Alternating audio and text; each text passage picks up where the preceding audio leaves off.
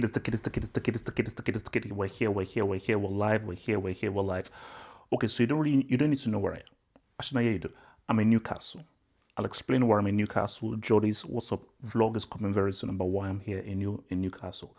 So I want to talk about these two teams, Real Madrid and Man City, because the groups have now happened. Let's get a start. Chelsea can say what's up. Chelsea can still say what's up. It is what it is. Come on. What's it called? The Dell. But putting my bias aside, looking at the group stage, impressed with the South American sides who've been impressed with the Brazilian sides, where all Brazilian sides have not been through. But let's keep it real.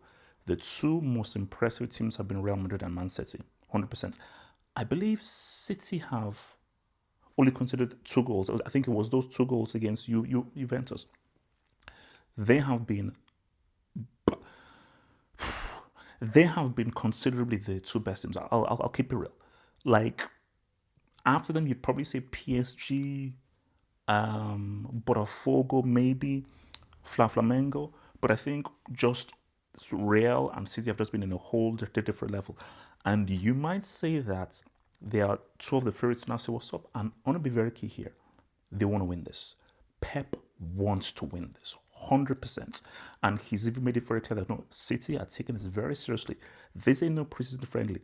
They want to win this tournament, and for Real Madrid, it's Real Madrid, 100%. The UCL merchants, they want to win this, and I think Xabi Alonso, he knows that this will be a great statement. If coming into next season, replacing Don Carlo, he ends up actually winning this Club World Cup on his first stint as a manager. So that's over there. So, Man City. Look, because I'll get to Real Madrid afterwards. Let me just talk about City first, and I'll talk about Real Madrid. City. Do you know the Last Dance? Like that whole meme where MJ said that I took it personally. Pep watched all the vids. He watched every vid. Lep streams. Victor Zaz. Your wife left you. Self-harm, scratching yourself, fraud, he's done. It's now over. Fraudiola lives, Lep lives. He saw all those vids and he said, oh, that bald-headed Nigerian thinks I'm finished. That's a bald-headed man from Edo State and from Warri Kingdom. He thinks I'm finished. Okay, bet. Let's see. But I'm going to prove that Amigo wrong. This City team look good. I'm not going to lie. They look good. They look leaner. They look meaner. They look a lot more focused. Marmoush looks good. It's Nuri is looking good, bro. He's looking real good on that flank. And you're not seeing glimpses of what Cherokee can do. You're seeing glimpses of what Cherokee can do. Tijani Reinders, who? Again, so Tijani Reinders? Tijani Babangida. His parents named him after the amazing Nigerian star who played for Ajax, Tijani Babangida. So they named him Tijani out of him. I told you, don't mess with us Nigerians, man.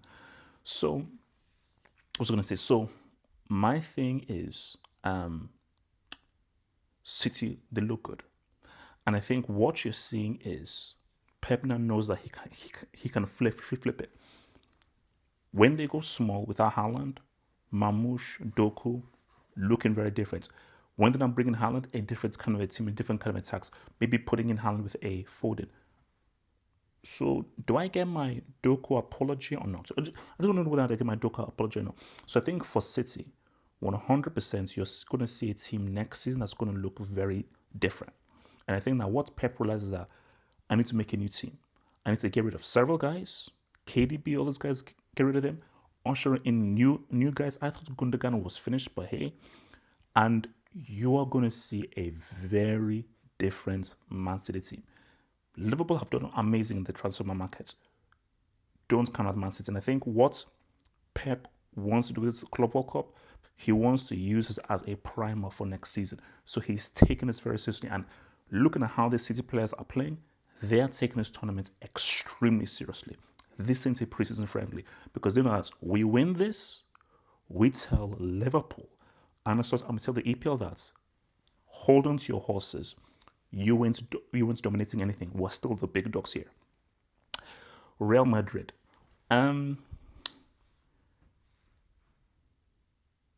some respect on Vinny's name. We had a hangout, and people said, and I quote, Madrid fan, Muntaha. We asked Muntaha, so where do you see Vinny playing? Do you see him playing on the left through the middle? And I quote, Muntaha said, I see him on the bench. That is what a diehard Real Madrid fan said prior to these few games. But I think, so after the game, Vinny said that, no. Real Madrid is my club. Real Madrid is my home. Real Madrid is when I say what's up. And I ain't going nowhere. Yes, insult me for trying 10 times harder and not being 10 times worse, pulled out to the side. But when you just look at that Vinny goal, it reminded me of 2 seasons prior. Like, see, that goal that he scored against Salzburg, it reminded me of the goal he scored against Bayern, where Toni Kroos made that pass, where you give that ball to Vinny, timing the run, you just know he will have the composure to now niche.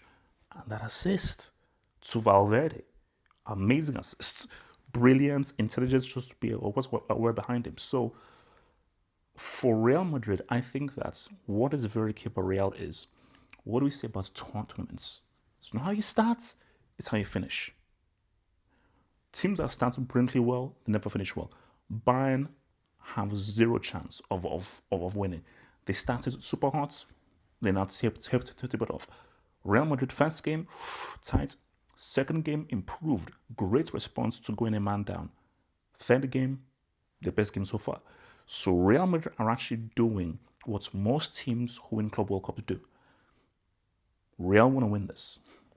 Because for Real Madrid, similar to City, they know that last season was very tough. It was really hard. And they will now know that winning this psychologically puts them in an amazing position against a tough Barcelona. And they know they're going to have to be excellent, even more than excellent, to beat Hansi Flick's Barcelona. And for Xabi Alonso, he'll know that, bro, this would be the perfect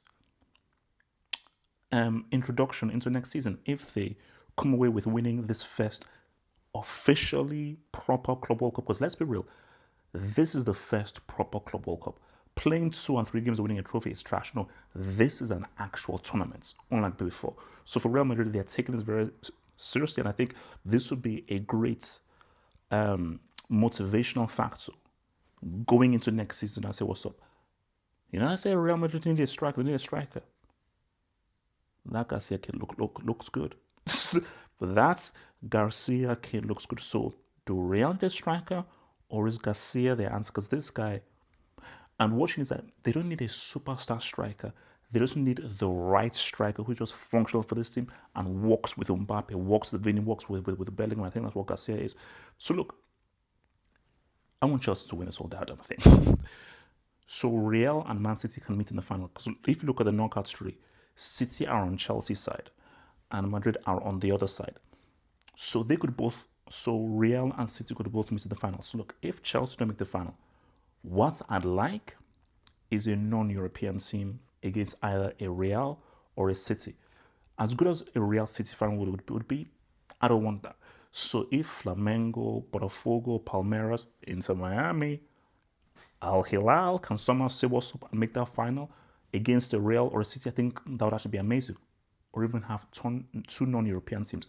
But if it is a European final, which I don't want, and it's a Real Man City, that's going to be a very interesting UCL final. But don't cut it to be your boys Chelsea.